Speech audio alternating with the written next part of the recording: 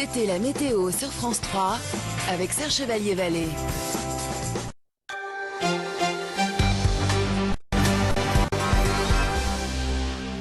Bonsoir et bienvenue dans votre édition Marseille, entièrement consacrée ce soir aux élections municipales des 23 et 30 mars prochains. Désormais, chaque lundi, c'est votre rendez-vous politique. Nous vous présenterons les 8 secteurs et ce soir, c'est le 7e secteur. Tout de suite, un rapide tour d'horizon.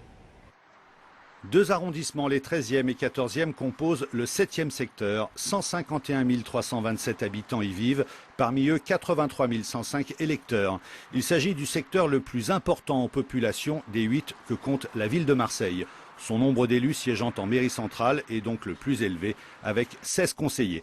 Actuellement, 13 d'entre eux sont de gauche, 3 de droite. À la tête de cette mairie des 13e et 14e arrondissements, le socialiste Garo Ovsepian.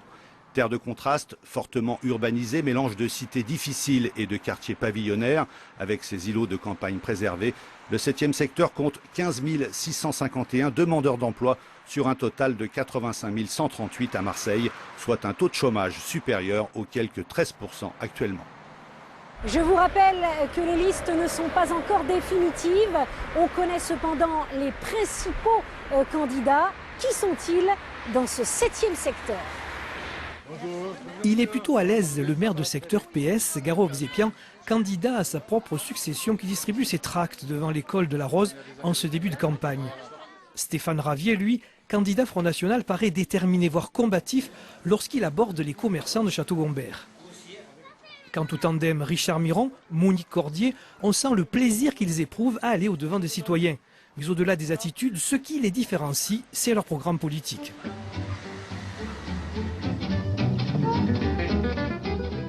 La parole est au candidat socialiste. Sur le 13-14, il y a des problèmes de transport en commun. Il y a les problèmes de logement, des problèmes d'habitat et notamment dans les cités, des problèmes d'emploi, des problèmes d'éducation, de formation professionnelle pour lesquels il faut que la population attend des réponses des élus que nous sommes. Au Front National, on surfe sur le sentiment d'insécurité dans ce secteur où les règlements de compte ont été nombreux ces derniers mois. La population, les commerçants, les professionnels n'en peuvent plus. Ce sont les braquages, ce sont les cambriolages, les agressions au quotidien de plus en plus violentes. Et je crois que la municipalité, je suis même persuadé que la municipalité a les moyens d'agir à condition qu'elle souhaite agir. Jean-Claude Gaudin, lui, n'a jamais souhaité changer quoi que ce soit. Eh bien, il y a une police municipale. Moi, je suis pour une nouvelle police municipale avec un nouveau recrutement. L'ancienne présidente des CIQ, Monique Cordier, et l'adjoint au sport de Jean-Claude Gaudin préfèrent, eux, insister sur les transports. On voit aujourd'hui que bien la RTM, avec son président qui crie haut et fort, n'a pas fait grand-chose pour faire évoluer ces quartiers. On a aujourd'hui un BHNS qui est en construction, qui pose plus de problèmes de circulation que d'avantages et qui se réduit à amener des gens de Saint-Jérôme jusque sur le pôle de Château-Gombert, alors qu'il eût été plus facile et préférable d'allonger le métro et de mettre en service des petits bus comme ça se fait dans d'autres quartiers. En résumé, nous avons donc, dans ce 7e secteur, un candidat PS, Garo Ovsepian, plutôt confiant, donné gagnant par le dernier sondage.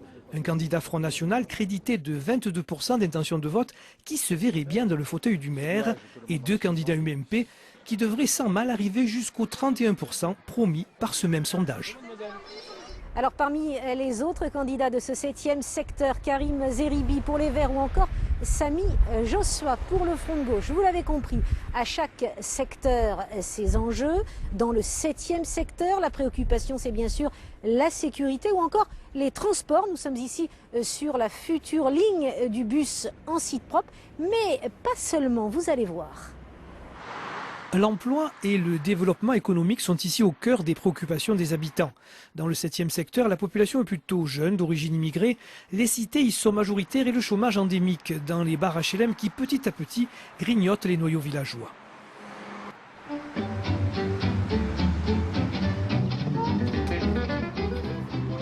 Aujourd'hui, l'urgence chez nous, dans nos quartiers, c'est l'éducation et le travail, et l'emploi, et la formation. Il n'y a pas d'emploi. Je sors d'une formation, il n'y a toujours pas d'emploi. Et c'est très difficile. Pourtant, c'est ici que se développe le Marseille de demain. c'est là que se trouve le foncier.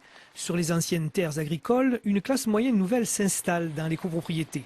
4000 personnes sont attendues à Sainte-Marthe, un peu moins à Château-Gombert. Château-Gombert, où le Technopôle, avec ses 2800 étudiants et ses 4000 emplois créés, est un véritable atout. Cette opération sur laquelle on travaille maintenant depuis de nombreuses années a réellement tiré cet espace, ce quartier du 13e arrondissement vers le haut, indéniablement, puisqu'on est devenu, comme je vous le disais tout à l'heure, un pôle majeur de développement économique. Et au demeurant, un pôle majeur de développement économique tourné vers l'avenir, puisque notre valeur ajoutée, notre objet principal, c'est de travailler sur les nouvelles technologies. On est, je vous le rappelle, le premier pôle de mécanique énergétique de France.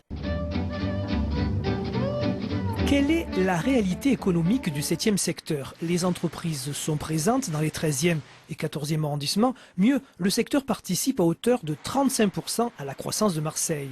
Parallèlement à cela, les cités s'enfoncent dans le chômage et ses habitants ne peuvent accéder aux métiers innovants.